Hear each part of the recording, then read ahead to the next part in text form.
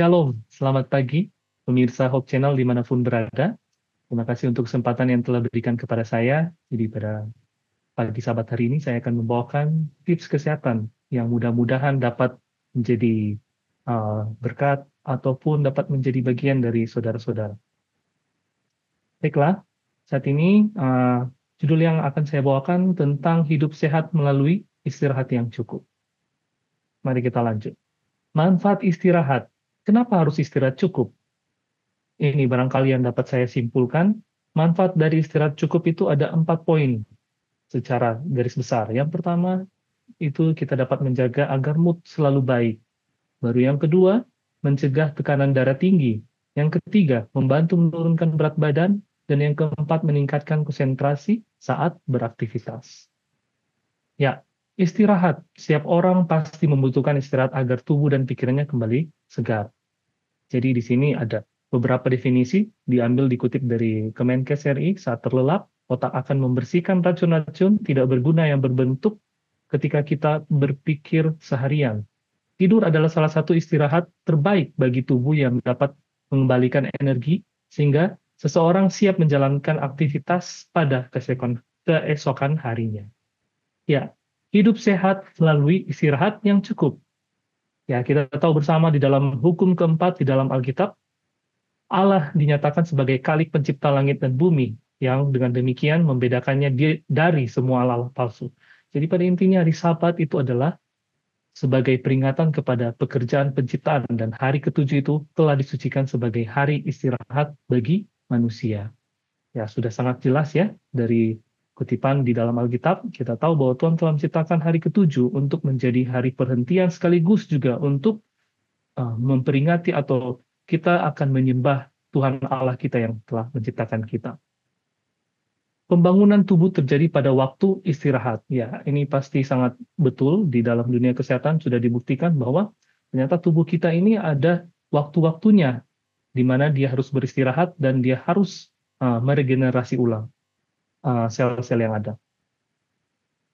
Kaum usahawan dapat benar-benar sukses hanya dengan menetapkan jam untuk bangun, untuk berdoa, untuk makan, dan untuk istirahat yang tetap.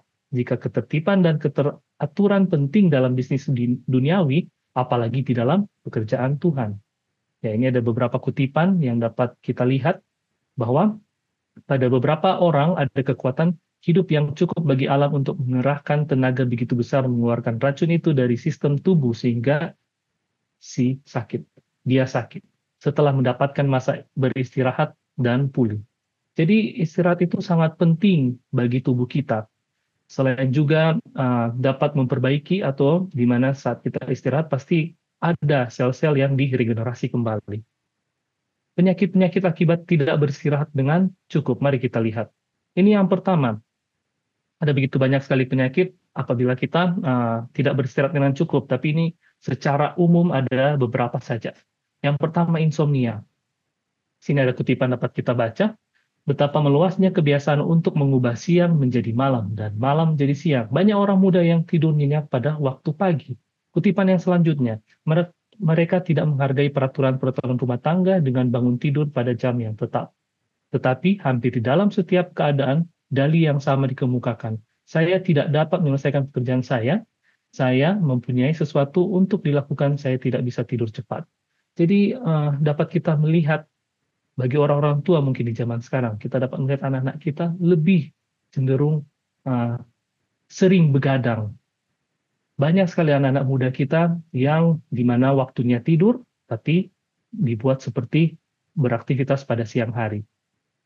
Kita dapat berpikir, pemirsa-pemirsa di rumah, bahwa apa gunanya Tuhan menciptakan siang itu terang dan malam itu gelap? Itulah, semuanya itu menunjang untuk tubuh kita. Karena di saat kita malam, ya, di saat kita tidur di malam hari, Tuhan menciptakan langit itu menjadi gelap agar supaya dapat membantu kita supaya dapat tidur dengan baik. Itu gunanya Tuhan menciptakan segala sesuatu yang ada di dunia ini. Selanjutnya yang kedua, penyakit-penyakit yang dapat kita dapatkan ketika kita tidak beristirahat dengan baik. Pucat, ya, pucat, atau juga seringkali dalam bahasa medisnya anemia atau anemis. Ya, di sini ada beberapa kutipan yang dapat kita baca. Ya, Ketika Anda melihat pudarnya keindahan kesehatan dan telah memperhatikan pucatnya wajah atau rona wajah yang tak alamiah, sudahkah Anda cukup tergugah untuk mencari penyebab di balik semua kerusakan fisik ini? Tanpa kita sadari, pemirsa di rumah, ketika kita kurang beristirahat dengan baik, ya pastinya kita mengganggu sirkulasi yang telah Tuhan ciptakan dalam tubuh ini.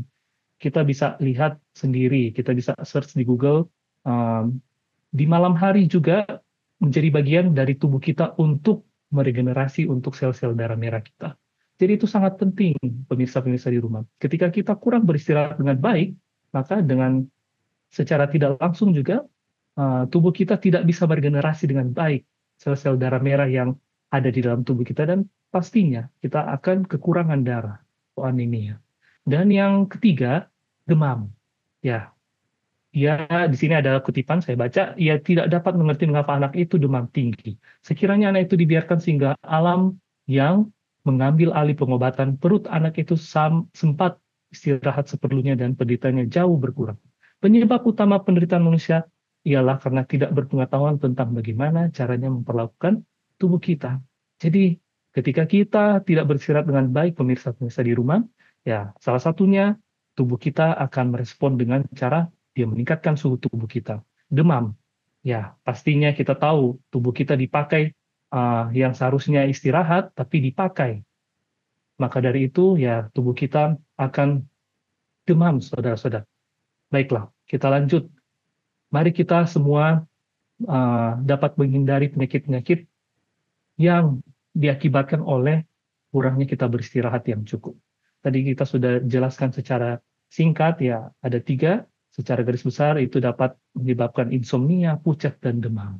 Pastinya kita semua tidak mau seperti itu. Kita pasti semua ingin sehat.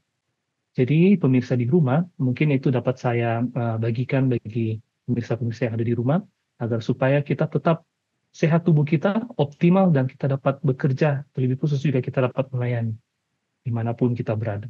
Dengan cara harus hidup sehat. Sini dapat kita lihat di slide, ada rangkaian dari hidup sehat itu sendiri. Ya, nutrisi, exercise, water, sunshine, temperance, air, rest, dan yang terakhir adalah uh, God first, Tuhan terutama. Jadi kita harus terapkan semua rangkaian hidup sehat ini agar supaya kita dapat hidup lebih berkualitas, dan semuanya itu ya kembali lagi untuk kemuliaan nama Tuhan. Mungkin itu dapat yang saya bagikan pada pagi Sabat hari ini. Terima kasih banyak untuk kesempatan yang telah diberikan. Shalom.